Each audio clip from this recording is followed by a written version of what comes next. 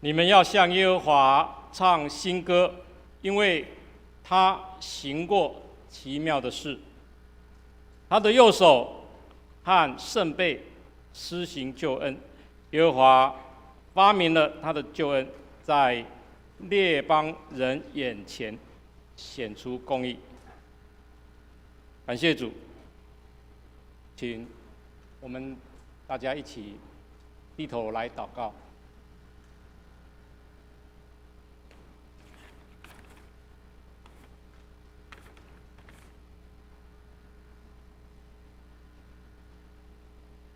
感谢主，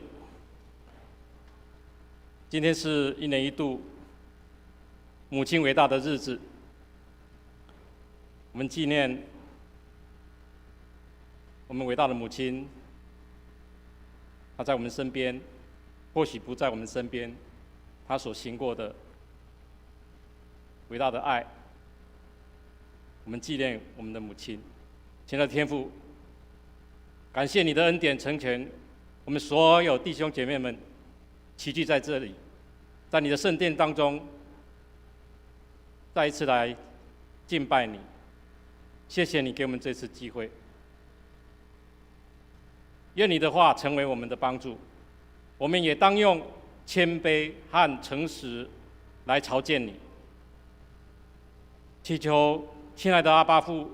悦纳孩子们的心意。这些日子以来，感谢你，因着你的看顾，我们得以平安，免受这次流行病毒的侵害。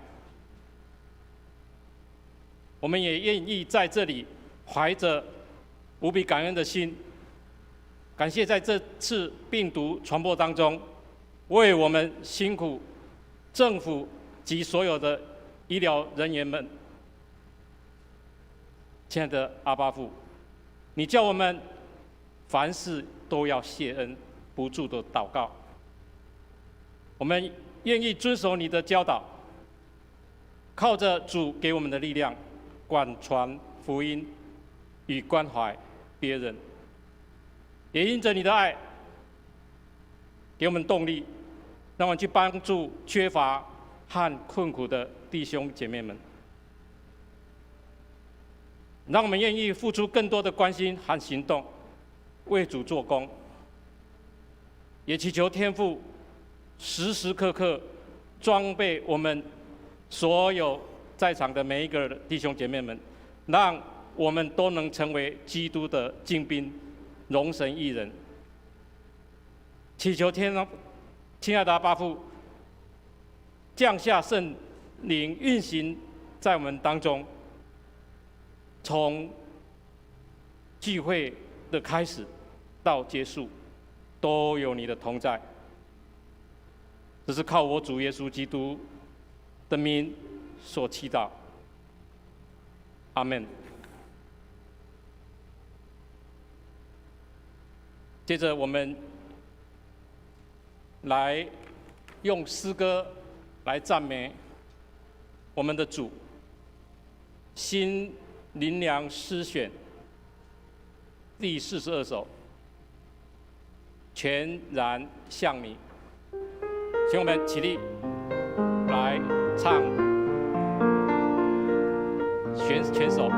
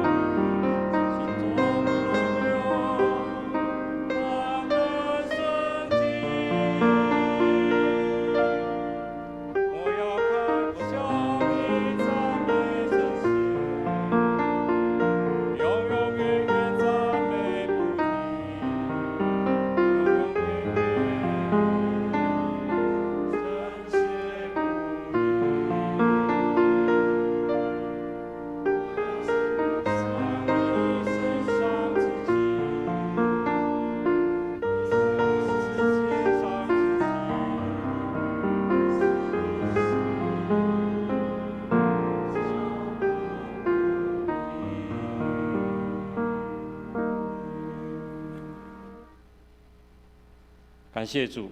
请我们仍然站立，我们一起用使徒信经，再次在这里宣告我们的信仰，请。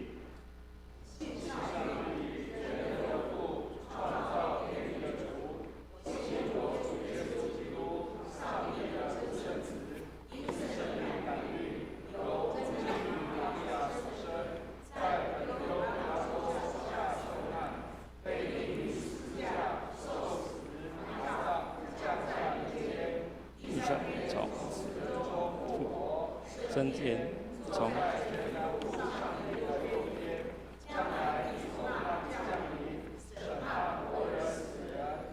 信圣灵，我信圣而公之教会，我信圣徒相通，我信罪得赦免，我信身体复活，我信永生。阿们。荣耀颂。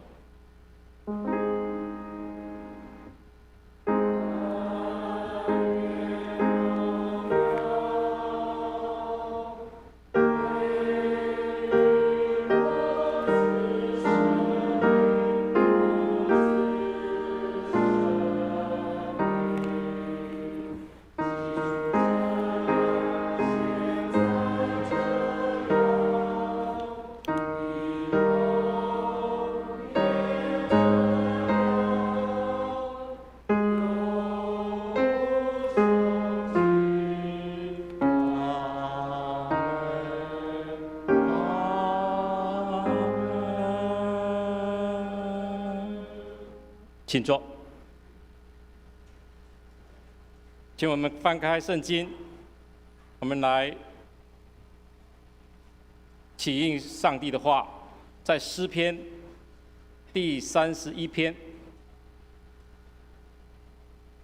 今天要起应的经文在第1节到第5节，以及15节跟16节。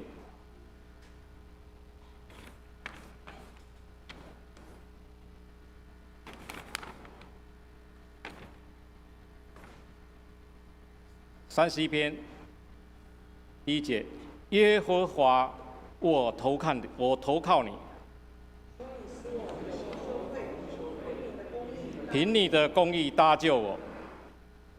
第2节，请求你就做我坚固的磐石。第3节，因为你是我的岩石，我的山寨。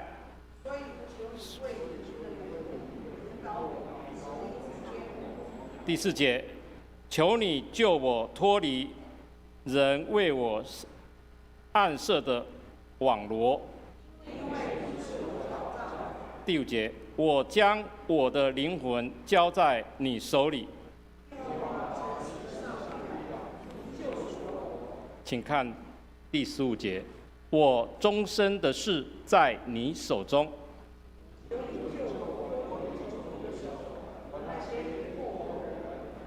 求你使你的脸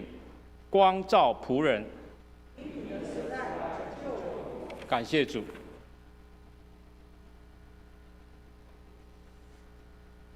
请我们一起来祷告。我们看祷告的意向。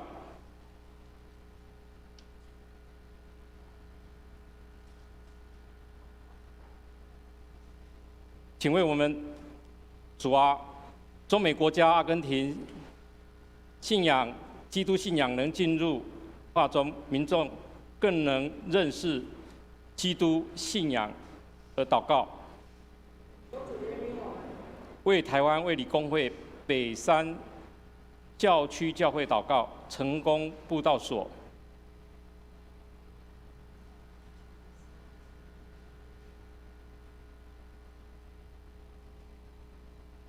为牧师来祷告，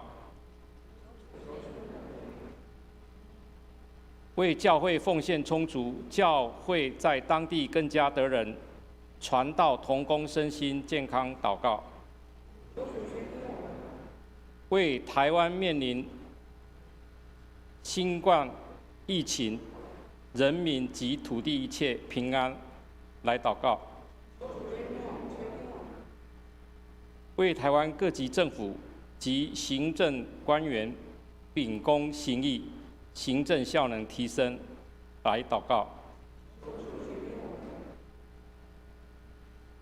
为荣光堂进入55周年教会重返上帝命定的荣耀来祷告。感谢主，请我们一起用主祷文，我们在这里再次的祷告，请。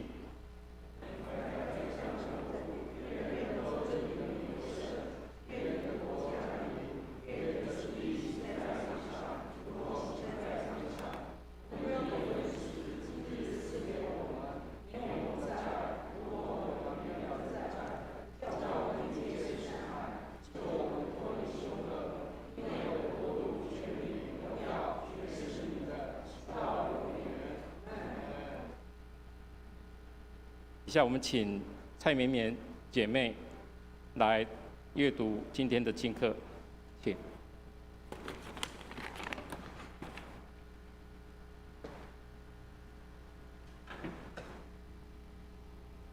让我们一起打开新约圣经137页，《使徒行传》7章55到60节，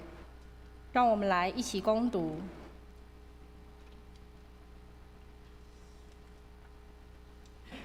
但司提反被圣灵充满，定睛望天，看见上帝的荣耀，又看见耶稣站在上帝的右边，就说：“我看见天开了，人子站在上帝的右边。”众人大声喊叫，捂着耳朵，齐心涌上前去，把他推到城外，用石头打他。做见证的人把衣裳放在一个少年人名叫扫罗的脚前。他们正用石头打的时候，司提反呼吁主说：“求主耶稣接收我的灵魂。”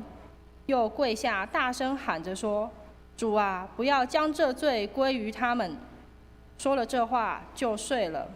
扫罗也喜悦他被害。接下来请翻到圣经257页，彼得前书2章2到10节。就要爱慕那纯净的灵奶，像才生的婴孩爱慕奶一样，叫你们因此渐长，以致得救。你们若尝过主恩的滋味，就必如此。主乃活石，固然是被人所弃的，却是被上帝所拣选、所宝贵的。你们来到主面前，也就像活石，被建造成为灵宫，做圣洁的祭司。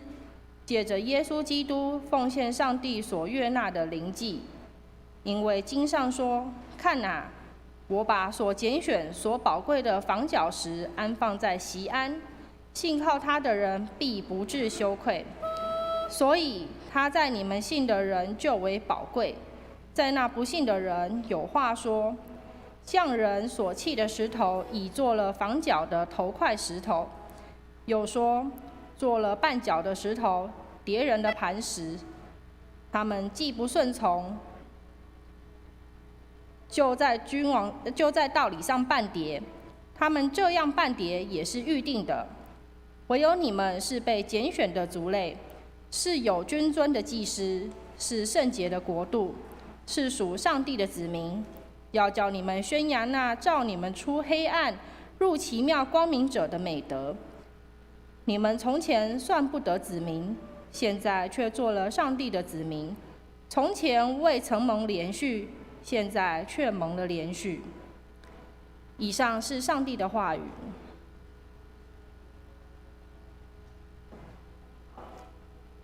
请我们继续翻到《士师记》第5章，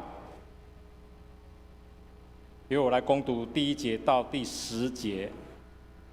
《士师记》第5章。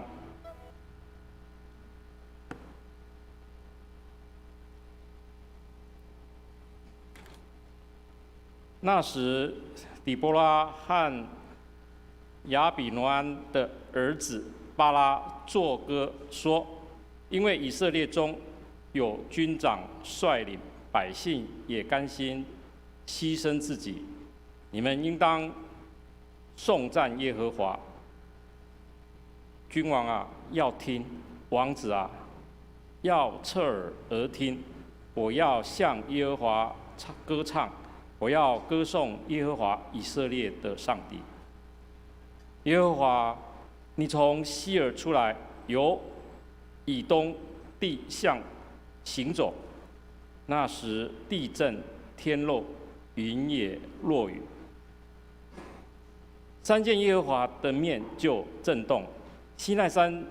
见耶和华以色列上帝的面也是如此。在亚拿之子珊迦的时候，又在雅亿的日子，大道无人行走，都是绕道而行。以色列中的官长停职，直到我底波拉兴起，等我兴起做以色列的母。以色列人选择新神，征战的事就临到城门。那时，以色列4万人中，岂能见盾牌、枪矛呢？我心倾向以色列的首领，他们在民中甘心牺牲自己。你们应当颂赞耶和华。骑白驴的，做绣花毯子的，行走的，你们都当传扬。以上。接着，我们请诗班献诗，感谢主。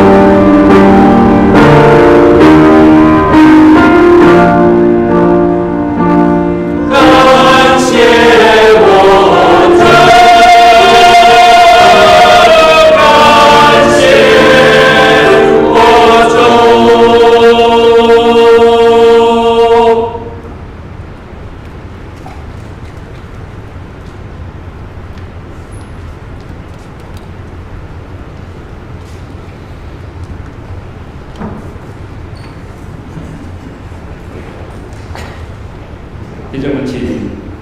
牧师来证道。今天的题目叫斜杠母亲。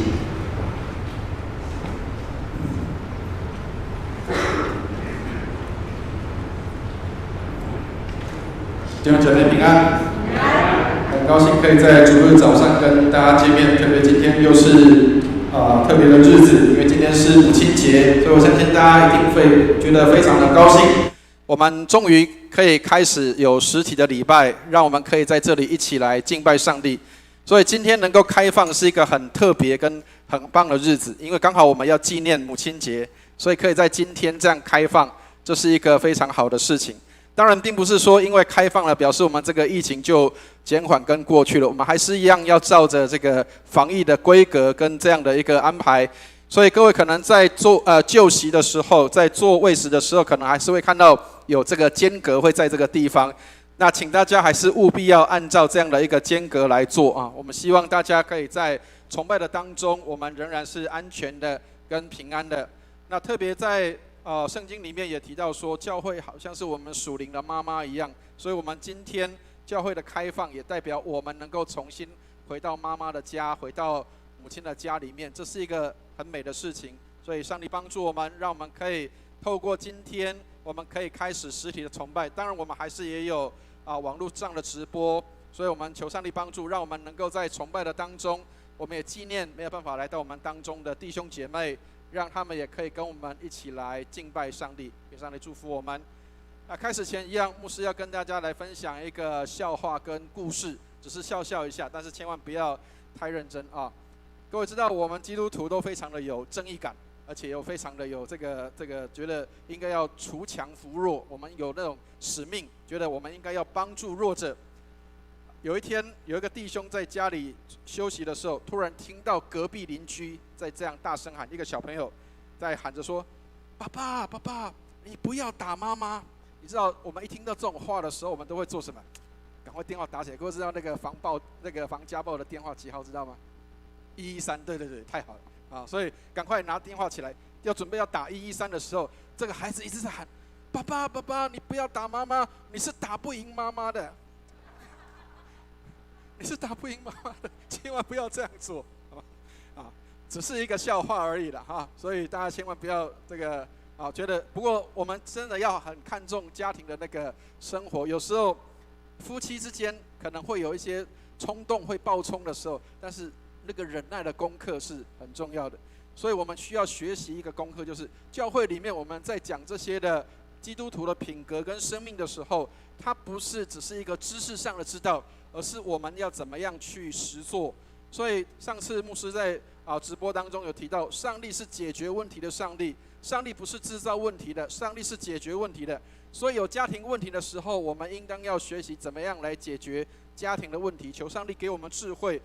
我要怎么学习跟我的太太相处，我要怎么学习跟我的丈夫相处，我要怎么学习跟我的孩子相处，我们要求上帝给我们智慧，让我们知道怎么样来做愿上帝祝福我们。好，我们一起举起圣经来祷告，愿上帝的话做我们的帮助和力量。我们请举起圣经，因为我们很久没有翻了，所以我们一起举起圣经，让上帝的话进入我们的心中，做我们的帮助和力量。我们一起举起圣经来祷告，我们一起念经。这是我的圣经，他说我是谁，我就是谁；他说我拥有就拥有，他说我可以就可以。今天神的话要来教导我，我诚心悔改，我心里警醒，我灵谦卑受教，我就不再一样。奉主耶稣基督的圣名，阿们。有的人可能会觉得说，今天牧师你的题目有点怪怪的，什么叫做斜杠母亲各位，先给大家看一个图这个是有一个弟兄我很谢谢他把这个图传给我。各位知道，在过去100年前，其实中国大陆也是有很多的基督徒，他们在信仰上面也都非常的让我们觉得去钦佩跟去这个敬佩的。各位知道，在中国有3个很有名的传道人，各位知道吗？中国有3个很有名的传道人，一个叫倪柝声一个叫宋尚节，一个叫王明道。这几位的传道人都是当时的大概在100年前左右的这些时候，这些人他们都是影响中国的这个教会界里面的非常重要的领袖。当时的基督徒也是相当的追求，所以他们并不是因为说，好像我是一个平信徒，好像我就是不能够做些什么，我就是只有领受的。很多时候我们常常会误会说，基督徒好像我们只有坐在教会里面做礼拜，其实我们在生活当中要实践我们的信仰。这8张图是现在在耶鲁大学这边在收藏的，这8张图是中国当时的一个流行的一个是基督徒当中的一个图片，就是说我在工作的当中，我在做家事的时候，我一样可以在那里祷告、祈求、敬拜上帝。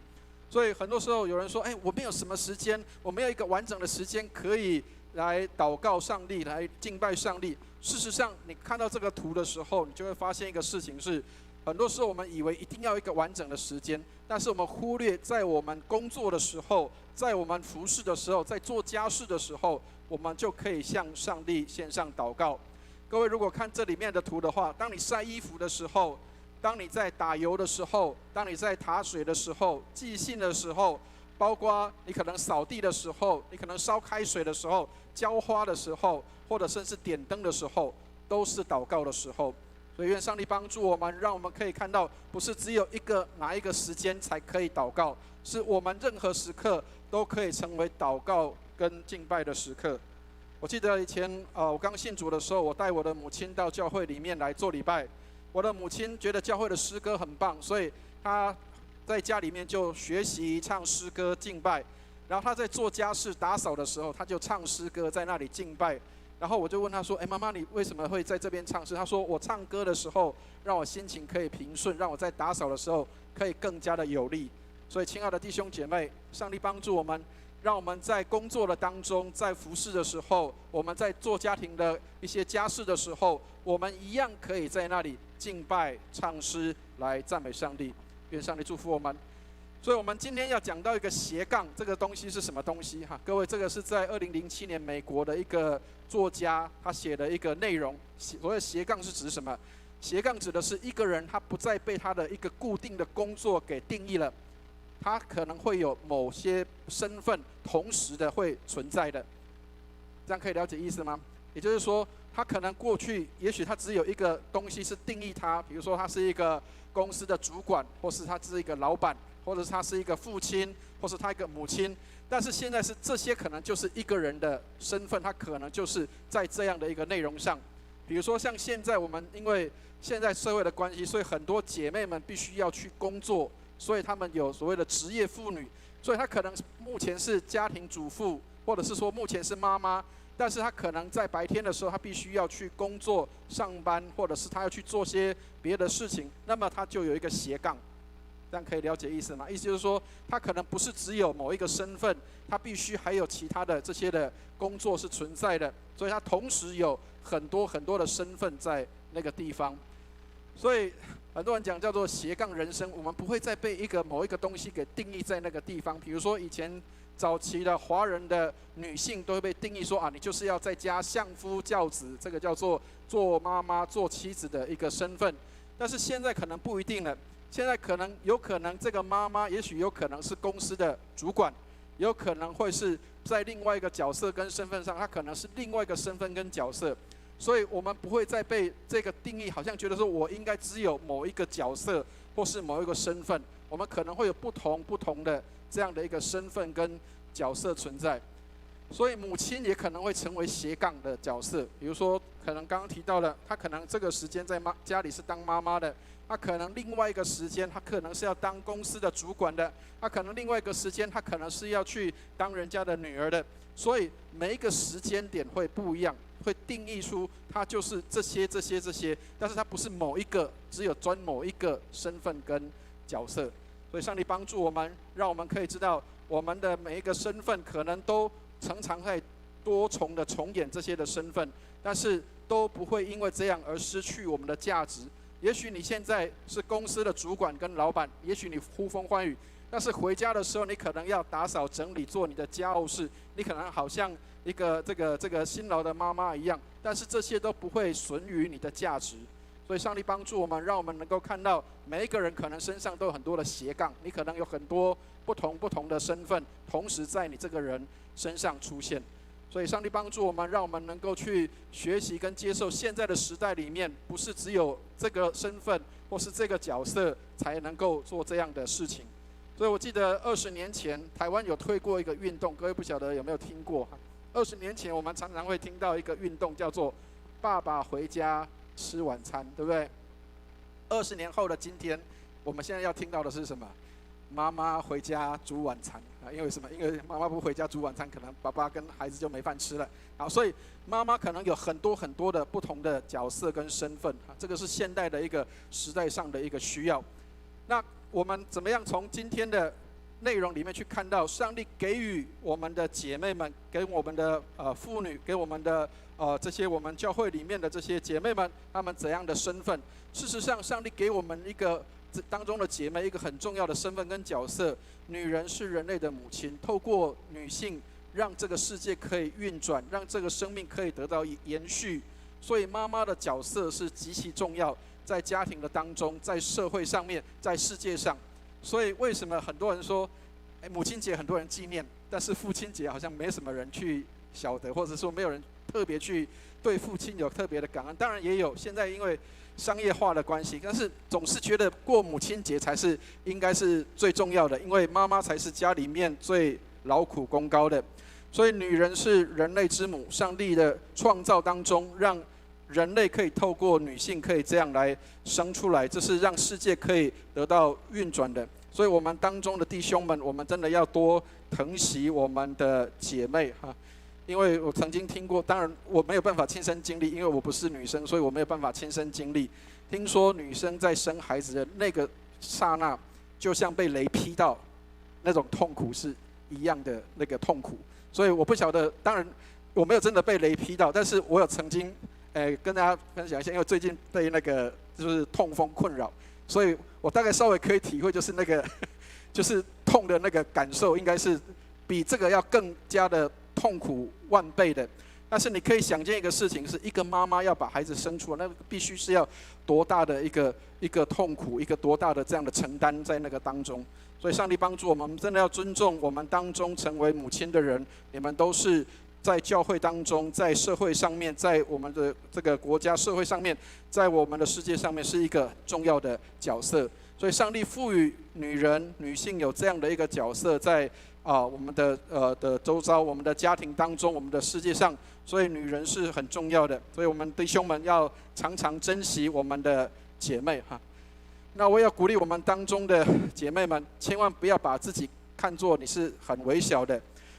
上帝是很爱你的，你是应当得着尊荣的。箴言11章16节说，恩德的妇女要得到尊荣。所以上帝帮助我们，我们当中的姐妹们都应当要得到尊荣。当然不是只有今天，希望我们的每一天都是母亲节了啊，都是我们应当要看到妈妈在工作上面，在家事上面，在家庭当中的付出跟摆上。我们的妈妈们都是非常辛苦的，都应当是得着尊荣的。所以我们当中的妇女们都应该要得着这样的尊荣，上帝的这个恩慈跟恩典在你们的身上这样的彰显，好让你们透过你们能够来帮助到家庭，能够来帮助到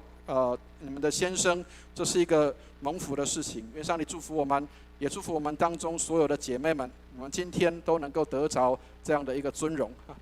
好，所以我们今天讲到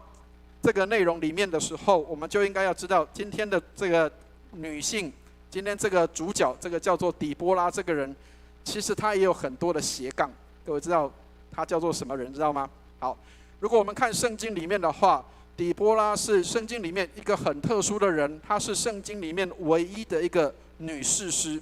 各位知道士师是什么东西知道吗？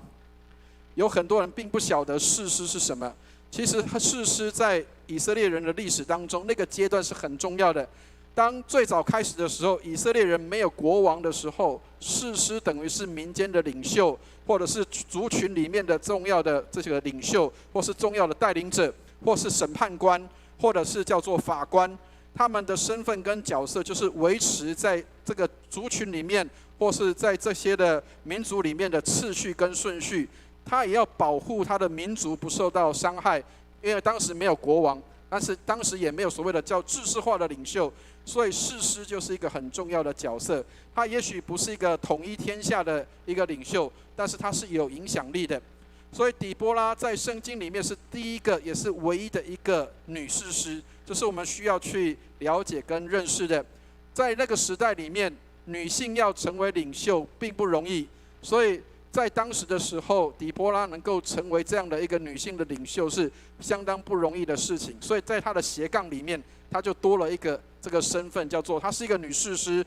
她同时也是叫做拉比多的妻子，她是人家的妻子。我们现在讲叫做人妻，她是人家的太太，她是别人的太太，所以她是一个姐妹，她是一个女士师，她是一个人妻，她有各种不同的角色跟身份在她的身上，所以她不单是这样的一个角色跟身份，另外一个部分是她还是要去带兵打仗的人。各位，你可以想见一个事情是，古代带兵打仗应该是男人的事情，所以他有一个将军叫做巴拉，这个人是他的将军，他应该是要去带兵打仗的。可是各位知道，男生不一定都是很勇敢的，有时候男生也会有胆小的时候。所以巴拉因为带兵要打仗的时候，他发现敌人比较多，他说：“底波拉，如果你不跟我去的话，我就不敢去了。”所以他就要求底波拉要跟他一起去打仗。所以上帝透过底波拉来带领这个军队，让这个军队能够打胜仗。他指挥了以色列的军队去打赢了当时来侵犯他们的外族。亲爱的弟兄姐妹，你可以想见一个事情是，这个斜杠的女性，她是一个士师，她是一个人妻，她又是一个叫做一个姐妹，一个女性，然后她又同时是一个指挥官。换我们现在的话讲，她可能是一个公司的女主管一样的角色。你可以想见一个事实是，这个姐妹她不单是要家里面她要做一个人妻的角色，她又同时是要当一个领导者的角色。你要知道，那个有时候会是一个很冲突的一个角色跟一个现况。15年前，我曾经辅导过一对年轻人，在台北卫理堂的时候，他们2位是正在交往当中的人。然后各位知道，男女在交往的时候总是会欣赏到别人的好，所以才会开始有这样的交往。所以这对年轻人他们交往的时候，因为这个女孩子她是叫做我们叫做国语叫做小鸟依人，知道吗？就是因为她个头小小的，然后就长得很可爱，然后这个男生呢，他高高大大的，他就觉得哇，这个女生太符合他的需要，就是没有威胁感，然后觉得非常的好的一个小女生。可是有一天教会要开始办夏令营的时候，这个姐妹她被征召做这个夏令营的指挥官，所以这个姐妹她就开始运筹帷幄，她就开始规划设定，这个我们要怎么做的时候，然后那个男生突然间吓到了，他说：“以前我认识的他，怎么跟现在的他是不一样的？”所以后来这个男生就吓到了，他想说：“以前那个小鸟依人的这个姐妹，这个我的女朋友跑到哪里去了？”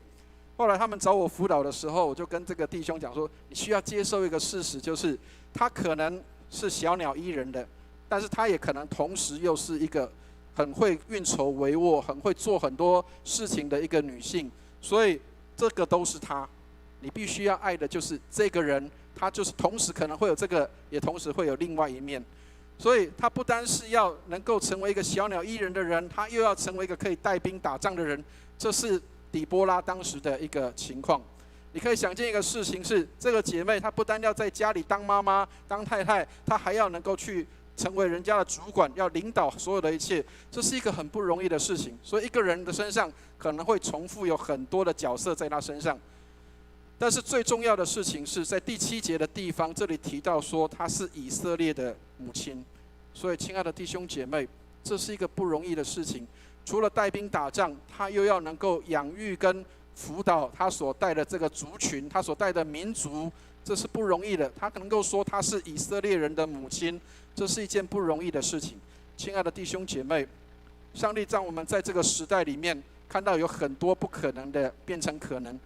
当然我没有政治色彩跟立场，我要先跟大家讲一下这个事情啊。各位可以想见一个事情是，我们台湾做了一个很大的突破，就是我们居然可以有女性的总统在我们的当中。这是一个很不容易的事情，因为在男性主导的社会里面，能够出现有女生可以做这样的一个角色，都是不容易的。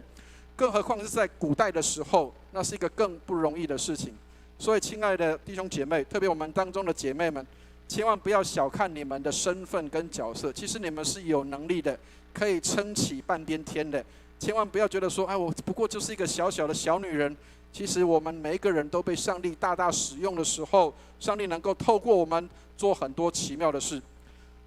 底波拉她成为以色列人的母亲，因为她带兵打仗，她保护了以色列人的安全跟平安在这当中。所以上帝透过底波拉能够来帮助以色列人，让他们的民族可以得到延续。圣经上里面提到说，因着底波拉打胜仗之后，他治理这个国家，治理这个族群，至少他们平安了将近快40年的时间。你可以想见，40年代表一个世代的过去。这个世代里面，因为有了底波拉的帮助，有了底波拉在这个国家里面的治理，以至于这个国家能够得到平安。亲爱的弟兄姐妹，上帝帮助我们，让我们看到姐妹在家庭当中的那样的一个重要性。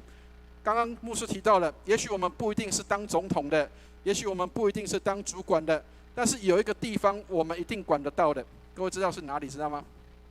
家庭啊！所以家庭是一个小小的国家。也许我们不一定能够像我们现在的总统管一个国家，但是你的家庭是你可以管理的。也许你不一定是当主管的人，但是你的家庭是你可以管理的。所以如果你的家庭能够治理得好，那么上帝就在我们当中得荣耀，而且能够得到更大的这样的一个彰显。所以透过治理家庭，也是等于有点像在治理家庭，有点像在治理这个国家一样，因为这个家庭就是你的国家，你的范围所在的地方。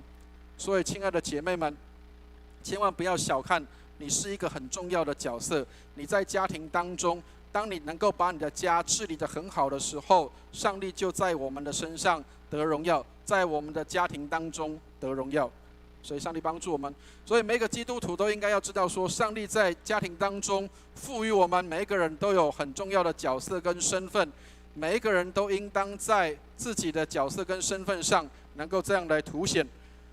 不论是家里面的，现在一家之主不一定是男生，我要先讲清楚，家里面的现在一家之主不一定是男生，当然也不一定是女生是姐妹，但是无论家里面是谁做主，其实最重要的事情要让耶稣做主在你的家庭的当中，因为谁做主都可能会有犯错的时候，我们唯有让耶稣基督做主在家庭的里面，才能够保障我们不会过度的去把权力过度的去滥用。很多时候我们常常会因为滥用了权力，我们能够管理好我的家，所以有时候弟兄们就会滥用了权力，姐妹们也可能会滥用了权力。所以当每一个人都知道说我在家庭中尽好我该尽的角色跟本分的时候，那么这个家庭的次序跟家庭的这样的一个状况就会相当的良好，而且能够带来给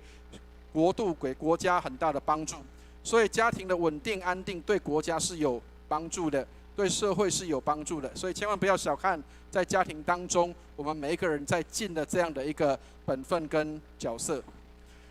所以有一个很有名的总统，这个是美国的第2任总统。我们大概一般都会对美国第1任总统比较认识，叫华盛顿，对不对？美国的第2任总统叫做亚当斯，约翰亚当斯。他讲什么？他说，妇女的言行堪称最可靠的标记，能反映一个国家的道德品格的水准。所以，亲爱的弟兄姐妹，千万不要觉得说好像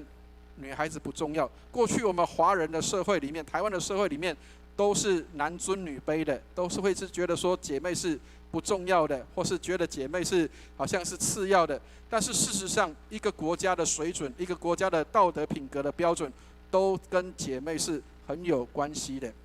所以，亲爱的弟兄姐妹，特别我们当中的母亲，我们要培育下一代的新的母亲，更需要求上帝给我们有智慧、聪明，知道怎么样来做。各位知道，在台湾话有一句话讲，叫做你要去娶人家太太的时候，要去娶这个女孩子的时候，第一个要看的是什么，知道吗？台湾话有一句话讲说要看爷牛泪，意思就是说你要看她的妈妈，要娶这个女孩子的时候要去看她的妈妈。如果这个妈妈是很棒的，他的教育很成功很好，那么他的女儿教导出来的女儿应该就是一个很不错很棒的这样的一个女孩子。所以古代的其实我们的老祖先很有智慧，当你要去娶一个女孩子的时候，所以我们当中的弟兄们要懂得哈，我们还没有结婚的弟兄们都还有这样的一个机会，要去娶一个女孩子的时候，要先跟她的老妈先套好关系一下，要了解说，这个妈妈是什么样的关系啊？所以跟妈妈是很重要的。所以亲爱的弟兄姐妹，姐妹们在家庭当中的教育，对家庭当中的影响是很大的。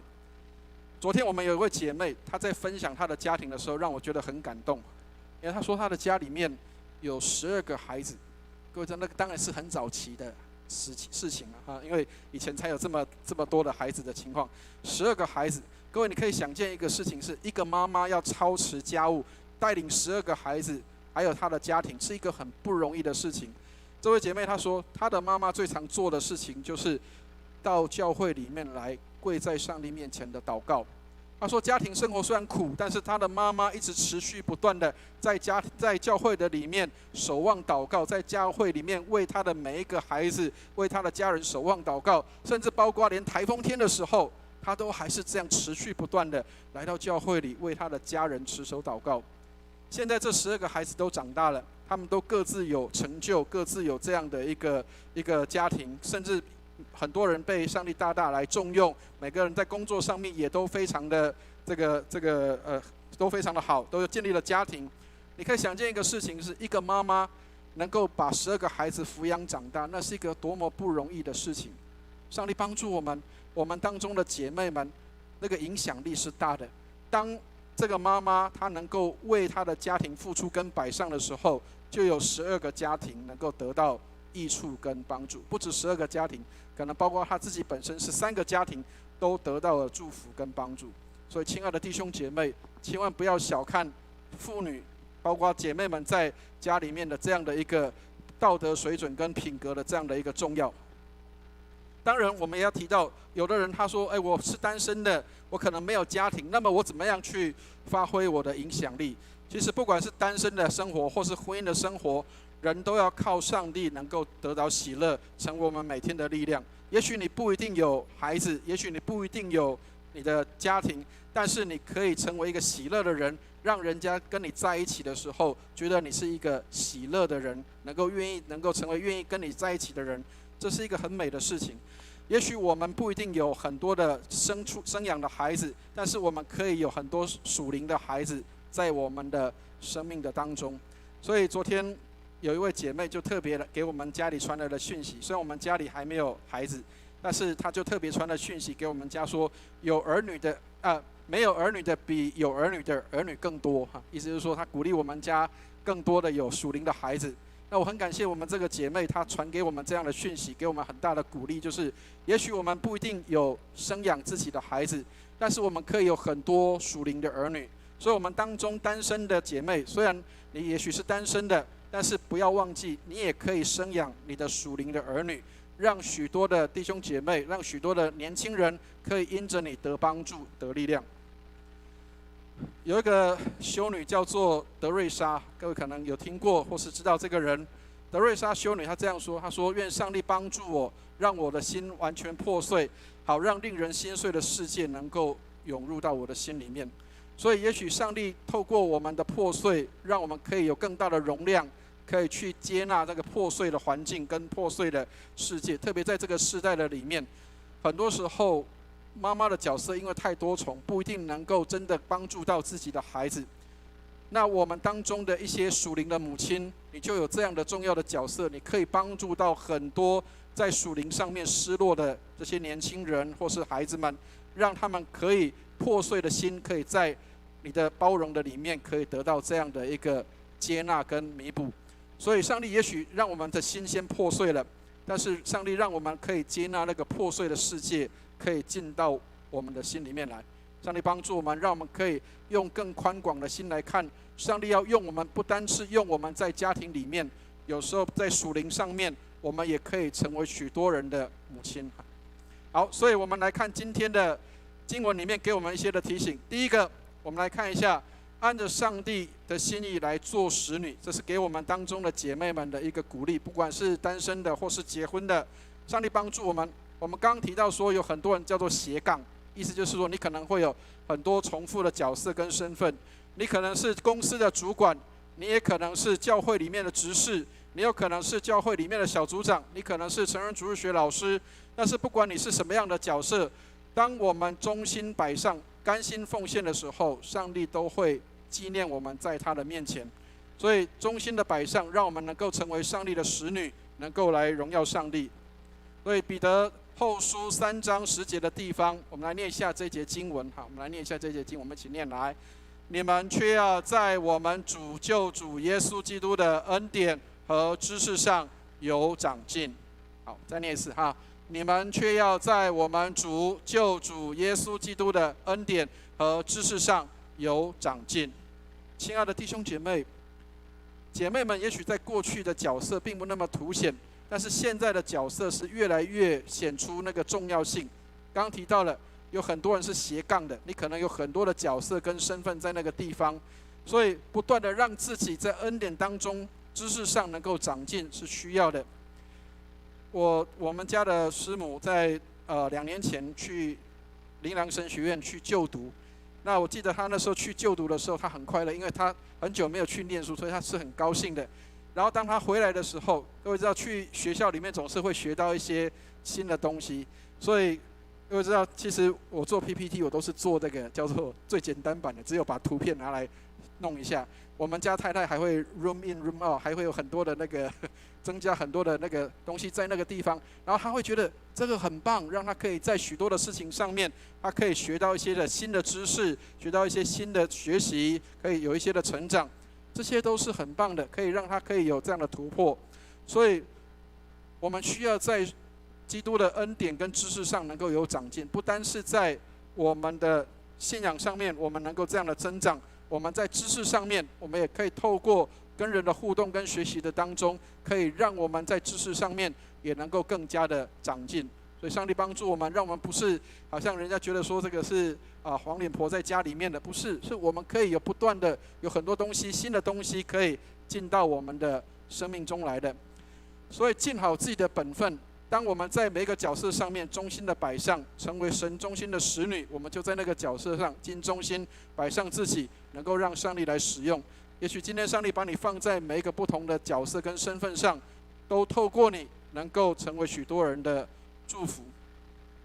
所以滕敬辉牧师这样说，不管人家看见或看不见，都不马虎，这个就是侍奉的精神。所以上帝帮助我们，你是上帝的使女，你被上帝大大重用的时候，就上帝帮助我们，让我们做任何事情，不管有没有被看见，我们都是忠心的摆上。这是第一个我们要去从今天的经文里面学到的功课。第二个我们要来看到是按着上帝的心意来做配偶，特别是做你的丈夫的好伴侣。很多时候很多人会想说，我做家事把家里治理得好就好了，很忽略一个事情，就是我们需要成为另外一半的好伴侣，这是我们需要去学的功课。婚姻中最重要的就是你要能够成为你的另外一半的伴侣，而不是只是做家事让自己很就不赢或是说好像忙于家事，没有办法去建立那个跟你的另外一半的关系。所以婚姻当中一个很重要的事情，在圣经里面也给我们这些的提醒大家可以看一下，在箴言里面提到说，贤惠的妻是耶和华所赐的，得着贤妻是得着好处，也是得着这个耶和华的恩惠。当然对儿女也是一样对孩子也是一样，儿女是耶和华的产业，所以这个所怀的胎是上帝所赐的福。所以透过这些，我们看到姐妹们在家庭当中的那样的一个重要性。你不但要成为一个照顾孩子的好妈妈，你也要成为一个你的先生的一个好伴侣，这是我们一个很重要的角色。特别很多的弟兄都是心里很脆弱的，需要有得到一个安稳的这个地方就是我们的姐妹们的那样的一个包容跟接纳。好，所以夫妻是一体的，不仅是在上帝的典章当中，也是出于爱的当中。所以过去我们有很多华人的文化需要被突破跟打破的东西，当然现在可能比较没有了。过去早期的时候，大家可能还会有一点印象。我记得小时候是除了我们华人常常会有那个想法，就是叫做君子远庖厨，知道吗？就是男生是不应该进厨房的，还有包括什么，男生不应该去帮忙女生洗衣服啦，或是做家事。甚至以前我还记得小时候有一个情况，就是家里面吃饭的时候都是男生先吃完，然后再来就是妈妈们，然后最后就是我们这些小朋友再去吃饭。我印象中记得以前我看过有一条鱼在我家的餐桌上，当我上桌的时候，它为什么只剩下骨头？我曾经跟我的妈妈说，为什么只剩下骨头在那个地方？我们过去的男人是很有威严的，很有那个权柄的，所以以前早期华人的文化圈里面常常是这样。但是我们现在需要做一个改变，就是当我们让耶稣基督做主的时候，不是以我自己先满足，而是我能够考虑到别人的需要。所以我们当中的弟兄们，我们也希望我们的姐妹可以成为我们的好伴侣，但是我们自己也要成为对方的好伴侣，不是只有满足我自己，而是我要考虑到对方的需要。所以有几次师母会邀请我去一起折衣服，她说其实你没有帮我，我也可以做完。她说但是当你在我身边陪伴我的时候，虽然我折的衣服不好看了但是她会说谢谢你陪伴我在我的旁边，让我知道我不是孤单的。所以有时候我们可能男生也许做事不一定是很会做的，但是当我们陪伴在姐妹的身边的时候，他会觉得他很放心，他很安心的所以夫妻是一体的，不是出于上帝的典章，也是出于爱的。另外这个部分就很重要了，假设家里面我们的先生如果还没信主的话，那怎么办？好，所以妻子如果要向还没有信主的丈夫传福音，不是要靠话语，也不是要靠福音单张，而是要透过贞洁的品性和敬畏的心。所以上帝帮助我们，也许你的先生还没有信主，也许你的家人还没有信主，但是不要担心上帝帮助我们，让我们能够有爱心、耐心跟智慧，知道怎么样来帮助还没有信主的丈夫能够来到上帝的面前。跟大家讲一个见证，5年前我在嘉义牧会的时候，我们有一个弟兄，他是一个军官，他是一个军人，然后他在我要离开这个教会前受洗信主。那他的姐妹其实为他祷告跟预备了9年的时间，等了9年，他的先生才信主。然后我就在这个做这个叫做受洗的那个造就班的时候，我就特别问这个弟兄，我说你为什么要等9年才要来信主？然后结果我们这个弟兄他讲了一个很好玩的事情，他说因为我在等我的太太。听得懂意思吗？这个姐妹她说她等她的弟兄等了9年的时间，结果这个弟兄他说因为我在等我的太太。他为什么要这样说？他说因为我要等我的太太活出基督的样式的时候，我才会相信他所活出来的基督是真的。好，为什么会这样？这个弟兄他自己做见证，他说他是一个很孝顺的人，所以当他回到家里面的时候，他通常都会去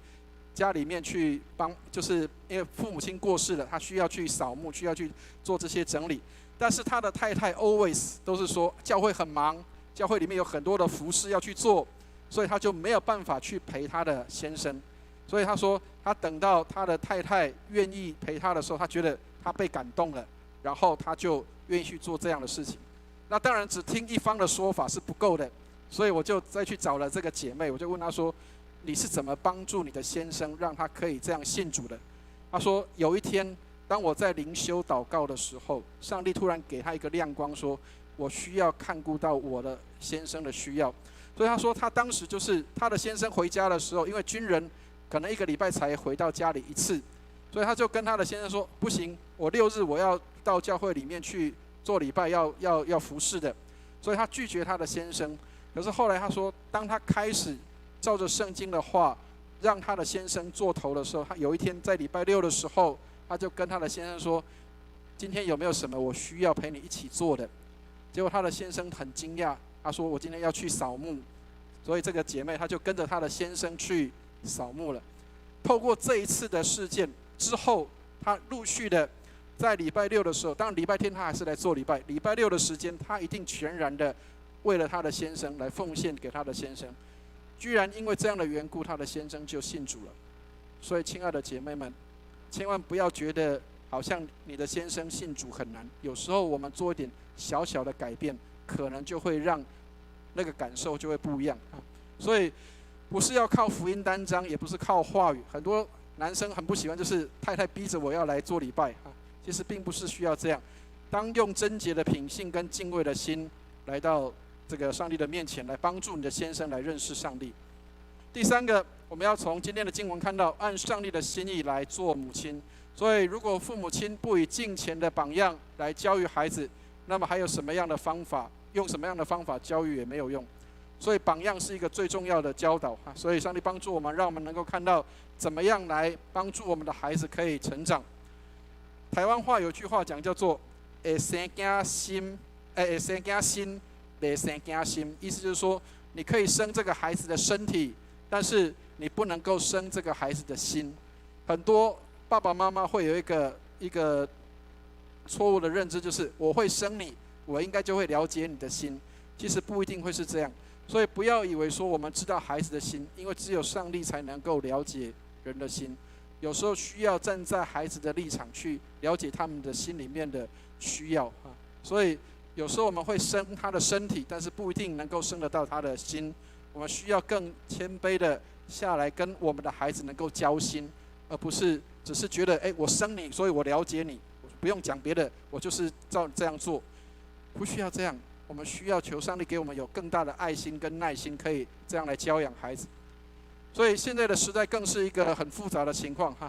不要毁谤，不要讲另外一方的闲话，要协助孩子们用合乎圣经的方式来思考跟行事为人。所以上帝帮助我们，不要在孩子的面前去讲爸爸的不是，或者是在孩子面前去讲妈妈怎么样不好，或者是怎么样，不需要啊，能够透过一个好的话语，好的这样的合乎圣经的方式来思考跟行事，来帮助我们的孩子可以成长。那当然最重要的就是要在孩子面前谦卑，能够坦然的承认自己的错误，也能够寻求他们的原谅，跟这样的一个这样的一个那个原谅哈，那个求上帝帮助我们，让我们可以知道怎么样在孩子的面前。台湾话有句华人有句话讲叫做“天下无不是的父母”。其实我们也知道说，爸爸妈妈一定会有很多地方不完全的。但是当爸爸妈妈能够很谦卑的在孩子的面前也承认自己错误的时候，对孩子是一个好的教导，让他知道说，当他做错的时候，他也可以像爸爸妈妈这样对别人认错跟寻求对方的原谅。所以上帝帮助我们，让我们能够成为榜样，让孩子们能够在我们身上学功课。好，所以最后的地方，各位亲爱的姐妹们，今天是你们的日子啊，所以你们应该在今天要得到极大的尊荣。箴言31章28节说，她的儿女要起来称她有福，她的丈夫也要称赞她。所以今天是你们得荣耀的日子。当然希望不是只有今天了哈，一年当中因为有365天，我们希望不是只有一天妈妈得尊荣，是每一天我们都应当让妈妈得尊荣。母亲们，你们应该配得这一切的称赞跟赞美。所以上帝帮助我们，让我们可以看到姐妹们在家庭当中，在教会里，在社会当中，在这个世界上面是一个重要的角色。所以今天教会虽然没有办法给大家很大的那个叫做庆祝的活动，但是我们预备了小小的礼物要送给我们当中的妈妈们。所以等一下我们当中的姐妹们要离开之前，我们已经都预备了这样的一份小礼物。虽然是小礼物，但是礼轻情意是重的啊，所以希望大家可以接受这个我们给大家的这样的一个简单的小礼物。那希望可以透过今天的这样的一个分享，还有我们今天的这样的一个小小的庆祝，让我们的妈妈们能够被尊荣在今天。我相信你们的儿女或是先生，可能这几天也会为你们预备很好的这样的母亲节的庆祝。那我就把这个时间给我们自己的家人，让家人对我们当中的姐妹们表达那个爱，在我们当中就好。那教会有一点小小的礼物要送给大家，所以等一下离开的时候，请大家就能够来领受这样的一个小小的礼物，让我们可以在今天可以过一个美好的这样的一个母亲节啊。那假设我们当中也许你还没有结婚的，还没有孩子的也没有关系，就是你一样可以在我们当中哈。如果你已经就是已经成年人的一个状态，你能够在属灵上面能够帮助很多人的话，也不用去觉得说，我好像还不是母亲，不用这样，你一样可以来领受这样的一个礼物，让我们能够在今天，我们的姐妹们都能够得到极大的尊荣。愿上帝祝福我们，我们一起来祷告。天父，我们为我们当中的姐妹们在你面前献上祷告，她们都是你的使女，她们都是你所使用的器皿。主啊，愿你使用我们当中的姐妹们，让她们在各个地方能够为你做美好的见证。谢谢你，也给我们的姐妹们能够成为家庭当中他们先生的好伴侣，让他们能够在家庭当中帮助他们的先生，让他们的先生还有他们的家人都能够得着陪伴，得着很好的帮助。谢谢你，也给我们当中的母亲们，他们有智慧、聪明，能够教养他们的孩子，以至于带领他们的孩子到长大都能够走在上帝的道路当中，到老都不忘记。谢谢你施恩来看顾，让我们当中的姐妹今天得着极大的尊荣。主啊，因为你本来就是这样看待他们，主啊，他们就是被尊荣的一群，是你创造最美好的这样的一个角色跟身份。谢谢你施恩来看顾我们当中的姐妹们，今天都这样的蒙恩，也祝福我们每个人的工作、家庭、生活，一切都蒙恩。感谢祷告，奉耶稣基督的圣名。好，我们谢谢牧师的分享。接着我们用士师记第5章第9节，我们背诵2次来回应今天的讲道。请。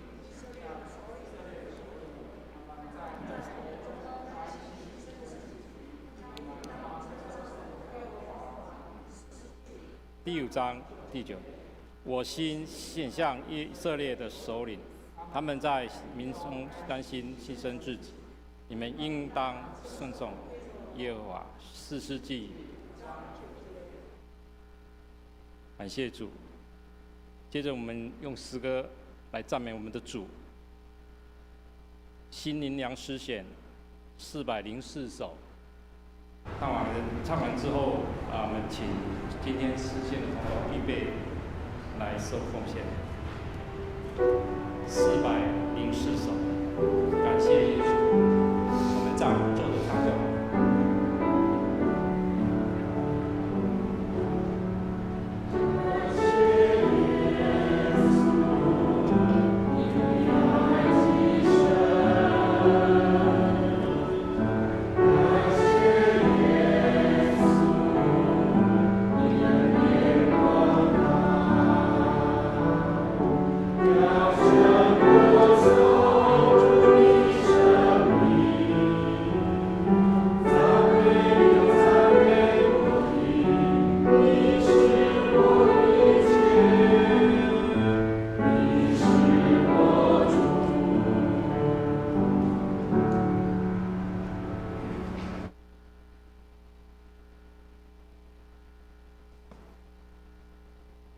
我们一起低头，我们来做奉献祷告。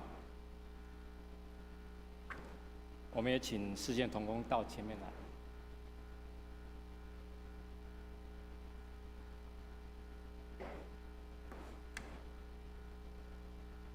亲爱的主，谢谢你。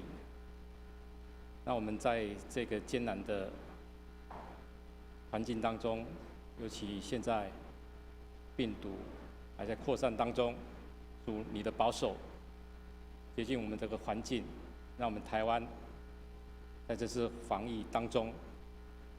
能够让全球、全世界刮目相看。主啊，不是我们有多好、多能干，我们真的是接受你满满的恩典降临在我们这块土地上。由于我们全国同胞以及政府，我们齐心努力，能够把这次病毒控制得很好，让我们弟兄姐妹们在这里能够齐聚，能够平安。我们满心的感谢你，谢谢你。那我们今天更能够重新开始，弟兄姐妹们聚集在你的圣殿当中做崇拜，一切恩典，我们一切感谢，求主悦纳，我们也愿意奉献我们微薄的金钱，做上帝圣工的使用，求主分别为圣，悦纳。这样祷告乃是奉靠耶稣基督的圣名，阿门。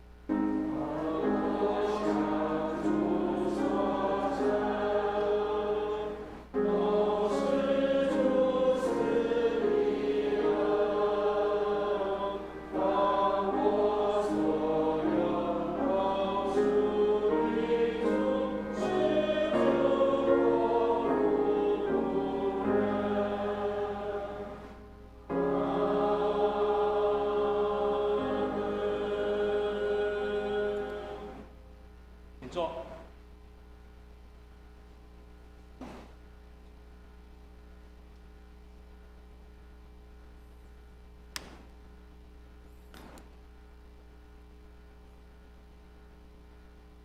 问安差遣礼，我们我们来唱《成为一家人》，之后我们再来报告。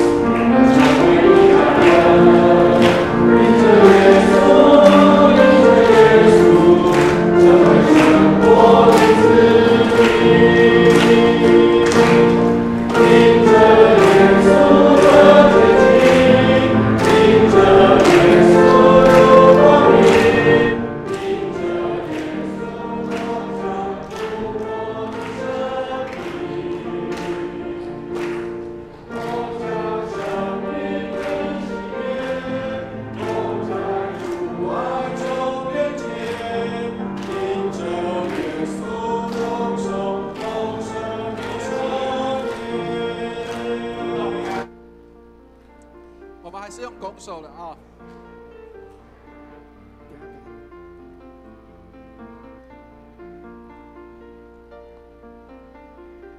平安平安。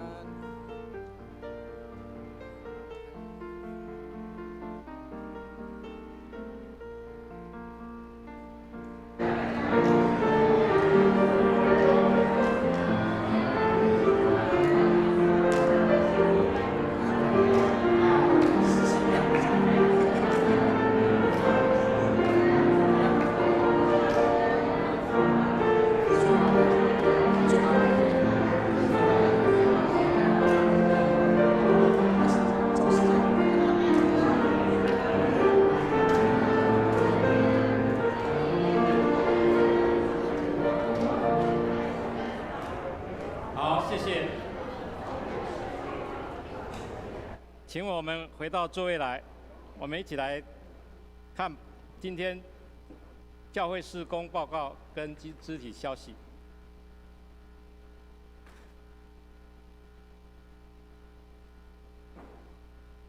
教会消息方面，今天是复活期第5个主日，欢迎参加聚会以及线上的新的朋友，愿上帝祝福我们，配合政府这个防疫的政策，我们的爱宴暂停等到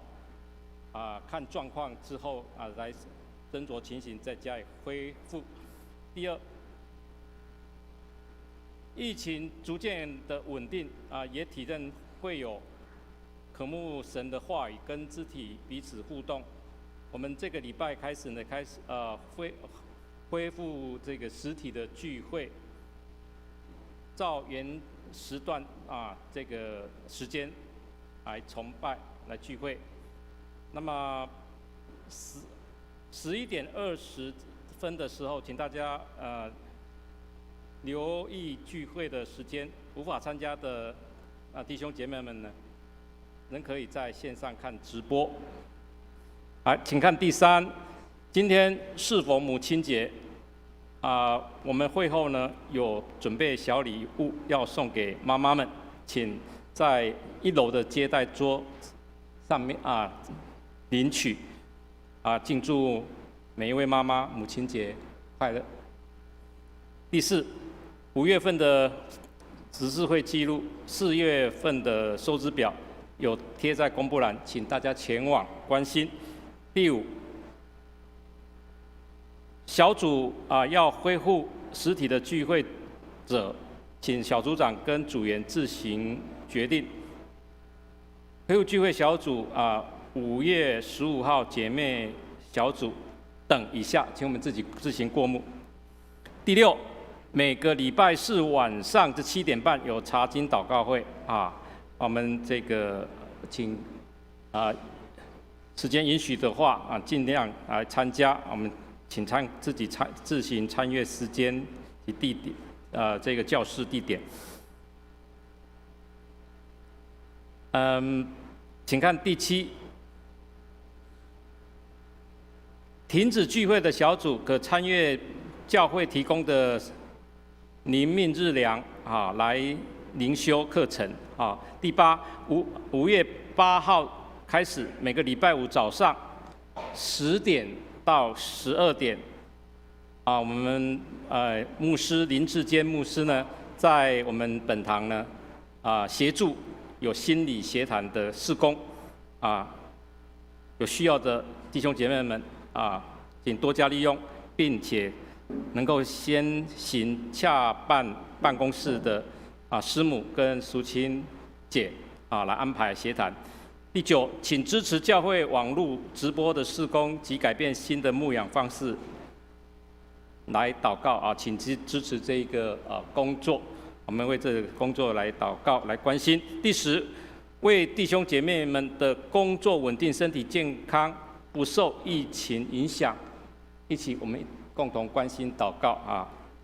第3，肢体消息，5月10号。林继伯传道夫妇前往凤山服侍，请为他们出入平安来代祷。第2，为李孝义，也就是李胜惠的儿子要考警察特考请为他祷告代祷，希望能够顺利。第3，请为身体不适的弟兄姐妹们来祷告尤其这一个身体不适的弟兄姐妹们呢我们能够呢大大的为他们关心求主来帮助来医治他们，让每一个弟兄姐妹们能够赶快恢复身体健康。以上，牧师有没有补充？那请起立。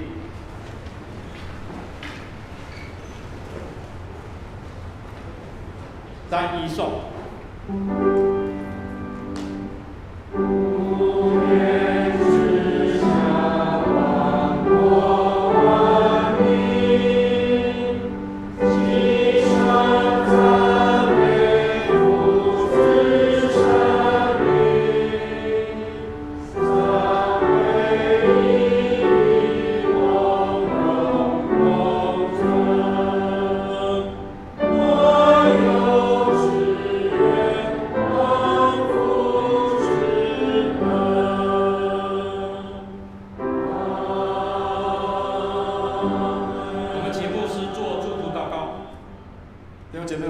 受祝福，慈悲怜悯的天父，谢谢你恩待我们，让我们当中的弟兄姐妹能够在疫情当中都大得平安。为我们的姐妹们来祝福祷告，今天是她们得尊荣的日子，主你也祝福我们当中的姐妹们更加的蒙恩，祝福我们的弟兄姐妹工作、家庭、生活一切蒙恩。愿我主耶稣基督的恩惠、天父上帝的慈爱、圣灵的感动与交通，常与我们众人同在，从今时直到永永远远。阿们。阿们颂。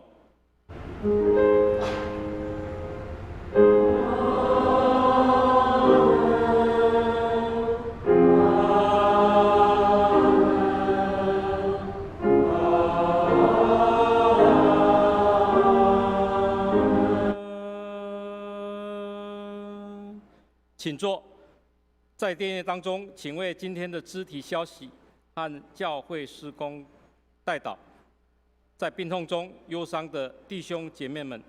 欢迎到前面来，牧师要为你们祷告。散会。